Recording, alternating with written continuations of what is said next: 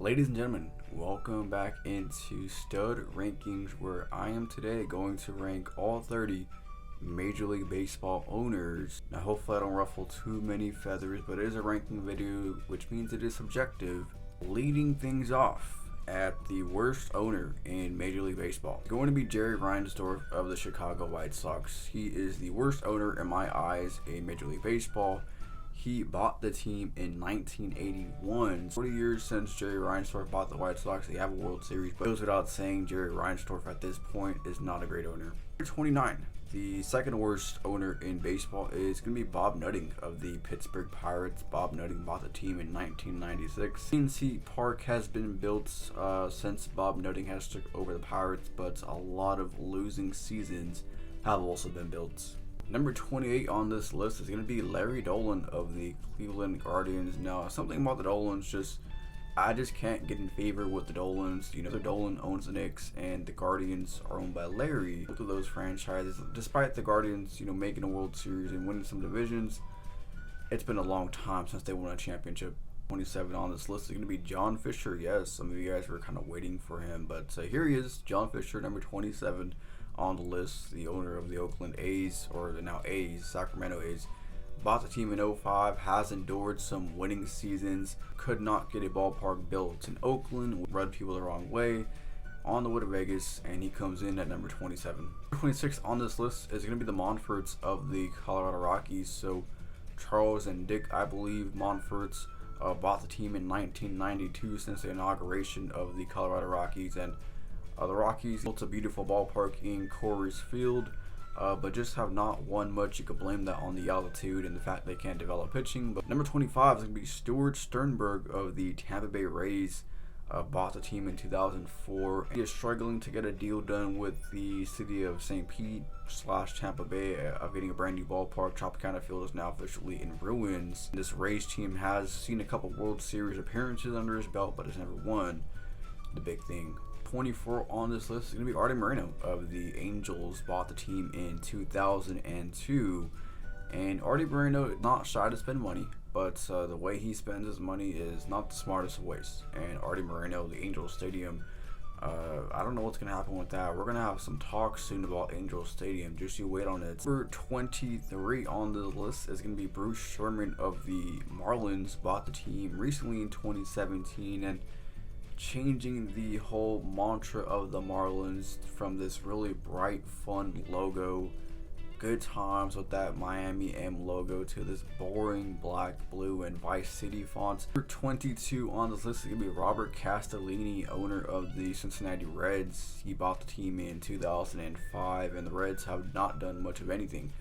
since 2005. I think their last playoff win was in 1990. Regardless, the Reds have not done much winning, and Robert Castellini is at the front of that. 21 on this list is going to be Chris Lilith, if I said that right, the owner of the Tigers. Bought the team in 2017. Chris Lilith has endured a rebuild in Detroit, and it's been a very long rebuild.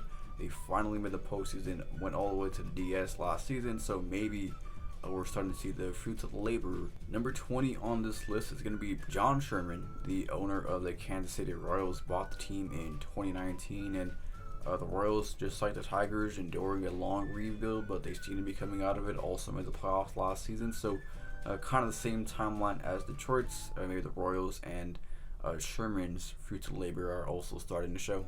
Number 19, we have First Avenue Entertainment, the owner of the Mariners. Bought the team in 2016, and very corporate. First Avenue Entertainment, and they kind of run by that model on the field as well. This team just really does not really improve year to year.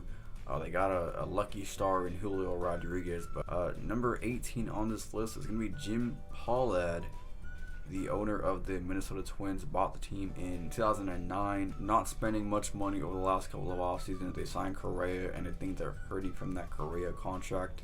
That's why they haven't really signed anybody since then, because they got to pay Correa all that money. You want to get out of the way. 17, I have David Rubenstein, owner of the Baltimore Orioles. He is the latest owner, actually. I bought the Orioles, and so it's been 1 year since he bought ownership of the O's. not much to say about Dave Rubenstein. That's why he's middle of the road here at 17. Number 16, I have Mark Antanasio, the owner of the Milwaukee Brewers, bought the team in 2005, and the Brewers have endured some winning seasons after a ton of losing seasons under Mark Antanasio. I believe American Family Field is going to go under renovation, so he comes in middle of the pack. Number 15, I have the Seidlers, owners of the San Diego Padres. Now, I know they're going through some turmoil in that organization. I'm not sure what's going to happen with the pending sale of the Padres, if there is going to be one. So I just wrote down the Seidlers coming in at number 15. Number 14, I have Ken Kendrick, owner of the Arizona Diamondbacks. Now, Ken Kendrick is an interesting fellow. Definitely gets his name out there often. When he does, it makes headlining news. So I do find Ken Kendrick kind of interesting and how he goes about his business. And so yeah, I have him coming in at number 14. 13, I have Larry Bauer, the owner of the San Francisco Giants, bought the team in 1992. Giants have endured some winning seasons, some championship seasons, some sellout crowds, superstar players like Barry Bonds. A solid owner, I believe, in San Francisco. Number 12, I have Will DeWitt of the Cardinals, bought the team in 1995, and Will DeWitt gets a lot of criticism of St. Louis, obviously the baseball town that St. Louis is.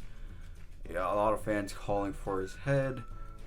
We'll see what becomes of Will DeWitt. 11 on my list is going to be Rogers Entertainment Sportsnet. Comes in at number 11 for me. Bought the team in 2008. They are the owners of the Toronto Blue Jays. So the Blue Jays have a ton of money. You know, Canada's only team owned by Rogers. Rogers is a billion-dollar corporation. So they come in at number 11. Number 10, top 10, here we go, is going to be Mark Lerner of the Washington Nationals. So the Lerners have owned the Nats for a while. Mark Lerner, that is, bought the team in 2018 and hasn't endured a World Series win. The Nationals do have a World Series under the belt. That's great for them, and we'll see if they come out of this rebuild, as I think they should, on top of the NL East. Number 9, I have Tom Ricketts of the Chicago Cubs, bought the team in 2009, and Tom Ricketts, also like DeWitt of St. Louis, gets a lot of criticism being in a baseball town like Chicago. And the Cubs fans expect a lot out of Tom Ricketts, and I think he does enough. Has a World Series under his belt as well. 3, I'm going to have John Middleton of the Philadelphia Phillies, partial owner, I think, of the Montgomerys. But John Middleton is relatively new, and I always see John Middleton hanging out with the Philly fans. So obviously a winning culture there in Philadelphia right now, so I have him at number 8. Number 7, I'm going to have Hal Steinbrenner of the New York Yankees, bought the team in 2009. And Hal Steinbrenner has not seen a World Series since then. This is a team that expects World Series championships. They've only made one World Series since 2009, this past October, and they lost to the Dodgers. So Hal Steinbrenner, yes, he spends money, but in the playoffs, not losing seasons. But Hal Steinbrenner comes in for me at number 7. Number 6 for me is going to be Ray Davis of the Texas Rangers, bought the team in 2010, and seen a couple World Series since then, and a World Series championship as well, as in the mix of losing seasons. Built the brand new ballpark in Globe Life. For me, Ray Davis is a solid owner. He comes in at number 6. Number 5 on this list is going to be Jim Crane of the Houston Astros, bought the team in 2011. Jim Crane has rebuilt the Astros from the dirt up. To be quite frank, this was the team that was called the Astros for a large part there. Obviously, they've went through their dynasty, and I think it's safe to say the dynasty is over, or is it over? But Jim Crane, no doubt, has built the Astros from the ground up to a winning franchise at this point. Number 4, I'm going to have Liberty Media, owner of the Atlanta Braves. Now, they bought the team in 2007, and the Braves have built Truist Park. They have seen a World Series since 2007, and this is the team that is just well ran from top to bottom, so I have Liberty Media at number 4. Number 3, I'm going to have Steve Cohen of the New York Mets, bought the team in 2020.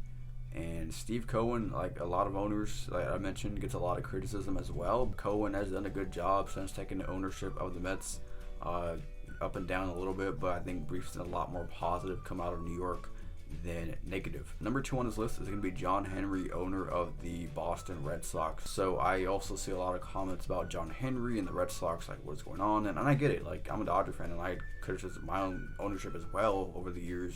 Go back and watch my videos, but John Henry has done a phenomenal job since taking ownership of the Boston Red Sox, Fenway ownership group and all that. So Seen quite a few World Series since '02, and so John Henry for me comes in at number 2. And number 1 should be no surprise here. It is going to be Guggenheim.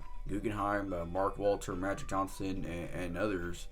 Guggenheim ownership group bought the Los Angeles Dodgers in 2012, and ever since that day, little did we know we had a dynasty in the making. Just nothing but playoffs.